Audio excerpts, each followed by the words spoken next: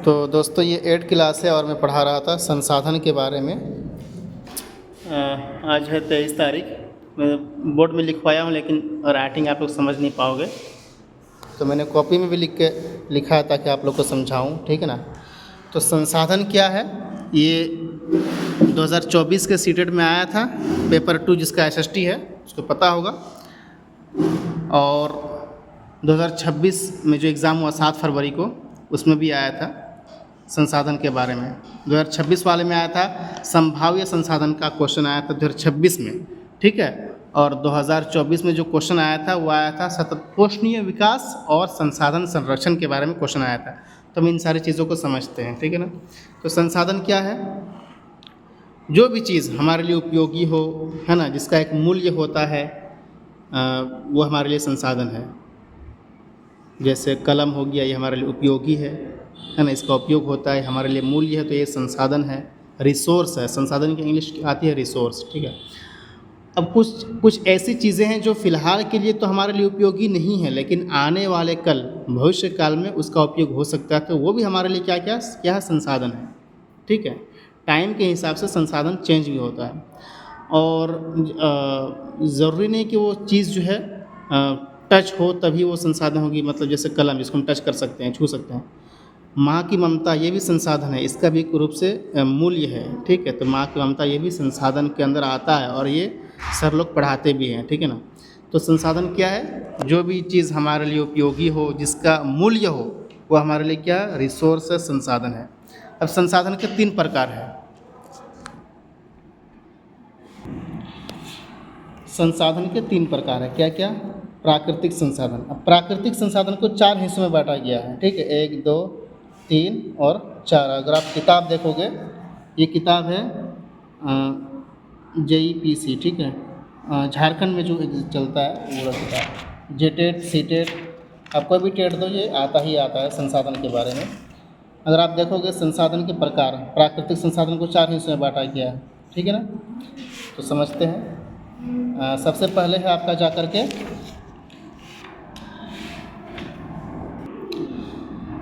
विकास और उपयोग के आधार पर।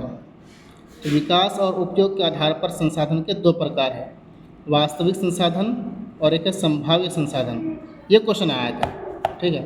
तो वास्तविक संसाधन क्या होता है, ऐसे संसाधन जिसका लिमिट हमें पता है, ठीक है, जिनकी मात्रा ज्ञात होती है, जिनका उपयोग हो रहा है वर्तमान समय में, उसको हम वास्तविक संसाधन बोलते हैं। जैसे कि पेट्रोल है ना, पेट्रोल की लिमिट हमें पता है कि कितना है, कितना नहीं है, कब तक चलेगा, तो ये क्या है, वास्तविक संसाधन है।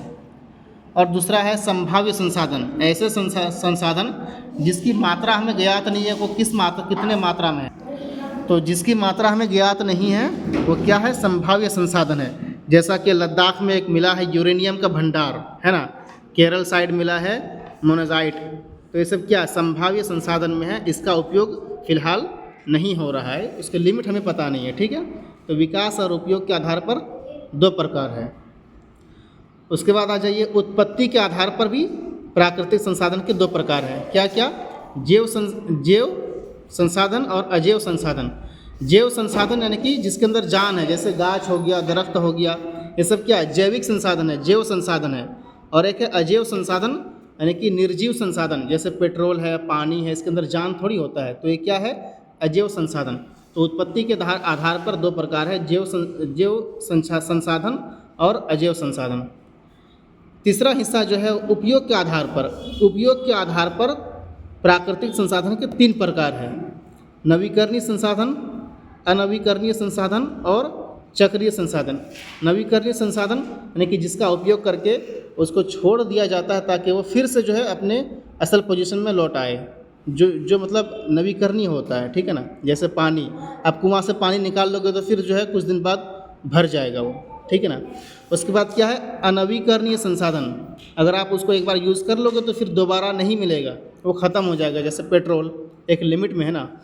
उसके बाद क्या है, चक्रीय संसाधन, जिसका उपयोग बार बार होता है, जिसका उपयोग बार बार किया जाता है, जैसा कि जल।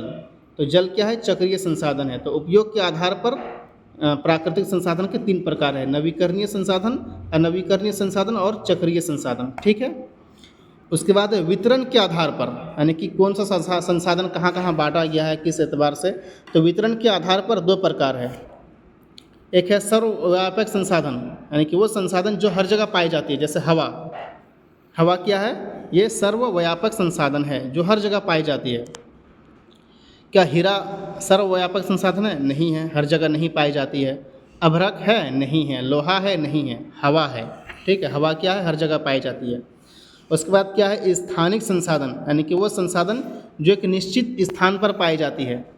जैसे झारखंड में आप हीरा तलाश करोगे तो नहीं मिलेगा, अगर वही आप जाओगे मध्य प्रदेश के पन्ना शहर में तो वहाँ हीरा मिलता है, तो वो निश्चित स्थान में है ना।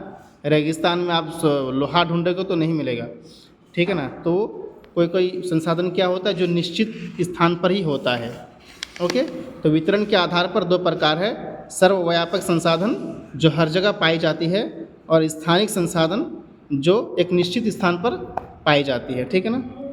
ये हो गया प्राकृतिक संसाधन के चार प्रकार। विकास के आधार पर दो प्रकार है, वास्तविक संसाधन, संभावित संसाधन। उत्पत्ति के आधार पर दो प्रकार है, जैव संसाधन, अजैव संसाधन।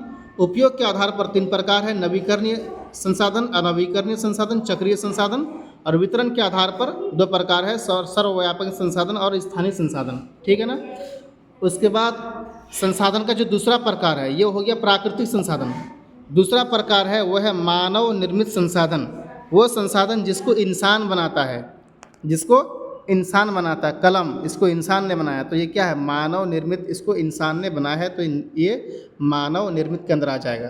ये किताब क्या है? मानव निर्मित है। ये क्या है? डस्टर क्या है? मानव निर्मित है। चौक क्या है? मानव निर्मित है, ठीक है ना। तो ये सब क्या है? मानव निर्मित के अंदर आता है। ये हो गया दूसरा प्रकार। और तीसरा प्रकार प्राकृतिक संसाधन का जो तीसरा प्रकार है वह है मानव संसाधन। मानव, इंसान खुद में एक संसाधन है। इंसान क्या है? खुद में एक संसाधन है। अगर आप यहाँ देखोगे किताब के अंदर,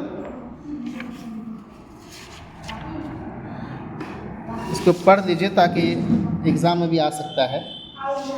मानव खुद में एक संसाधन है। मानव को संसाधन उसकी संख्या, शारीरिक एवं मानसिक शक्ति बनाती है। शारीरिक एवं मानसिक शक्ति का विकास शिक्षा, तकनीक, स्वास्थ्य एवं कौशल की सहायता से होता है। इनकी सहायता से ही मनुष्य नई वस्तुओं का निर्माण करने लायक बनता है।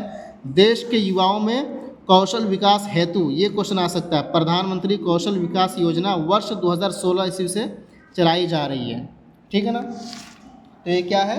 मानव संसाधन। एक और चीज़, ये संसाधन संरक्षण और सतत पोषण संसाधन जो कि सीटेट 2024 में आया था, ये पेपर 2 SST। तो संसाधन संरक्षण क्या है?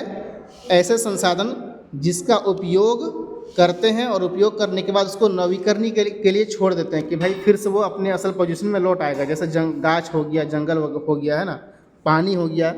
तो क्या ये संसाधन संरक्षण है, ठीक है। और सतत पोषणीय संसाधन, सतत पोषणीय विकास, यानी कि ऐसे संसाधन जो एक लिमिट में है और उसको संभाल करके उपयोग करना पड़ेगा ताकि आने वाली पीढ़ी जो है उसका उपयोग कर सके, है ना, आने वाली पीढ़ी उसका उपयोग कर सके।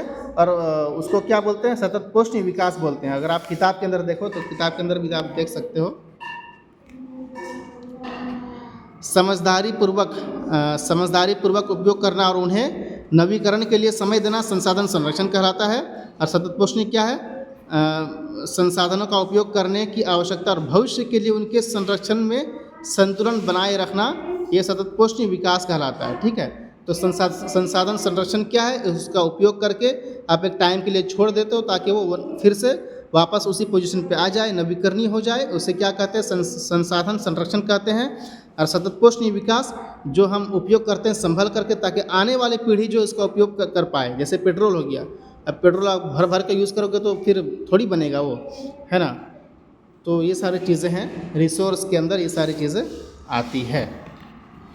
आप अगर इसका स्क्रीनशॉट लेना चाहते हो तो आप ले सकते हो, आप इसका स्क्रीनशॉट भी ले सकते हो ताकि जो है समझकर पढ़ सको, ठीक है। Thanks a lot.